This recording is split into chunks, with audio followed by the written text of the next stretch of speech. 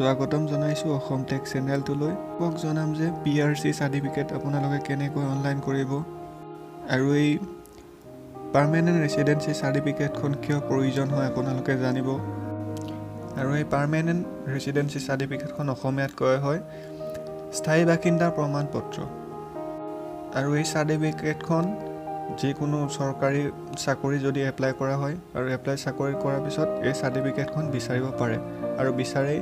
সেইবাবে স্থায়ী বাসিন্দাৰ প্ৰমাণপত্ৰখন কেনেকৈ আবেদন কৰিব, কি কি নথিপত্ৰ লাগিব, সম্পূৰ্ণ ভিডিঅ'টোৰ দ্বাৰা আপোনালোকে জানিব পাৰিব। ভিডিঅ'টো সম্পূৰ্ণ শেষলৈ চাওক। এতিয়া চাৰ্চ কৰিব এই ডিষ্ট্ৰিক্ট। ইয়াতে আহি গৈছে, আপোনালোকে সম্পূৰ্ণ চাই ল'ব।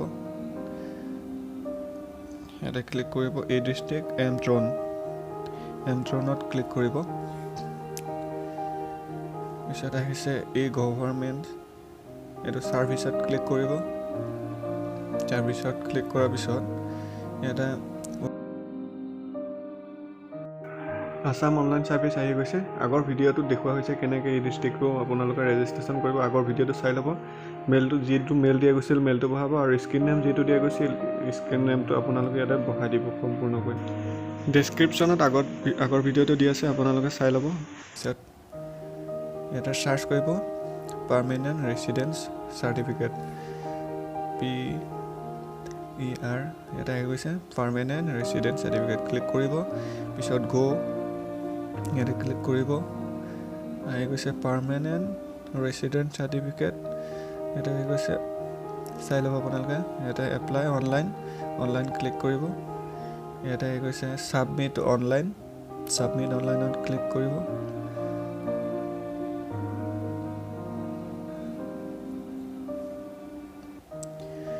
আহি গৈছে এখন ফৰ্ম।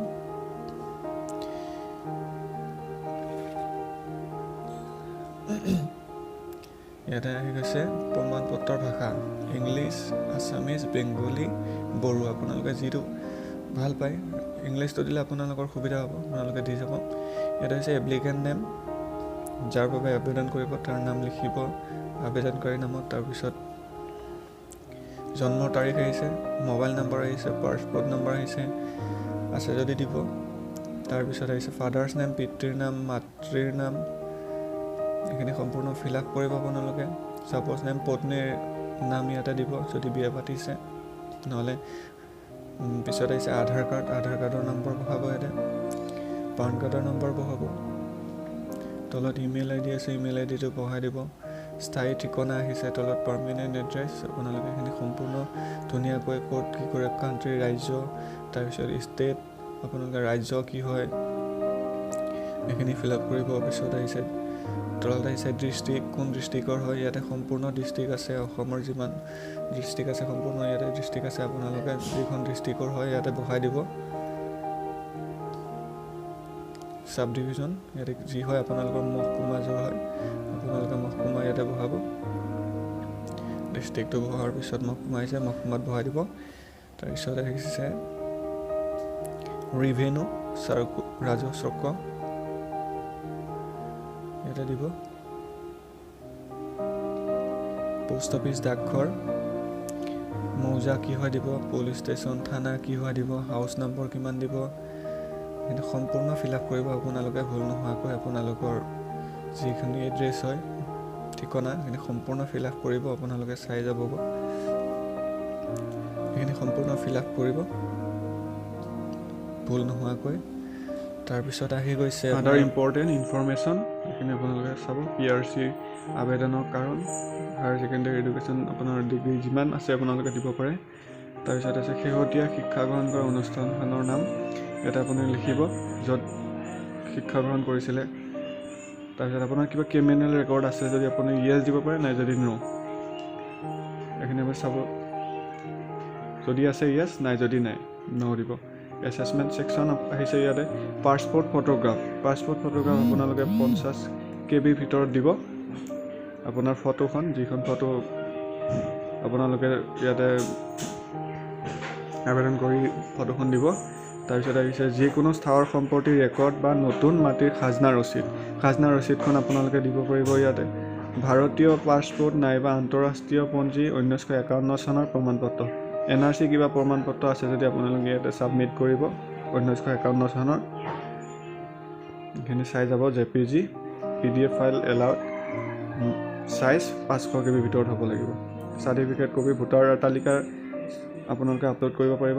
5 নম্বৰত আহিছে পিতৃ মাতৃৰ পূৰ্বপুৰুষ একেৰাহে ন্যূনতম 50 বছৰ স্থায়ীভাৱে বাস কৰা নথিপত্ৰ আছে যদি আপোনালোকে ছাবমিট কৰিব। এইখিনি চাই ল'ব আপোনালোকে। সম্পূৰ্ণ ক'ড কি হয় আপোনালোকে দি যাব, ভুল নকৰিব।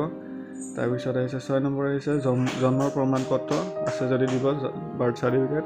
তাৰপিছত হাইস্কুল শিক্ষান্ত পৰীক্ষাৰ প্ৰমাণপত্ৰ দিব আপোনালোকে, চাৰ্টিফিকেটখন মেট্ৰিক চাৰ্টিফিকেটখন দিব, ছাবমিট কৰি দিব ইয়াতে। তাৰপিছত আবেদনকাৰী সম্পৰ্কত থকা পৰিয়ালৰ যিকোনো সদস্যৰ স্থায়ী বাসন প্ৰমাণপত্ৰ আছে যদি দিব।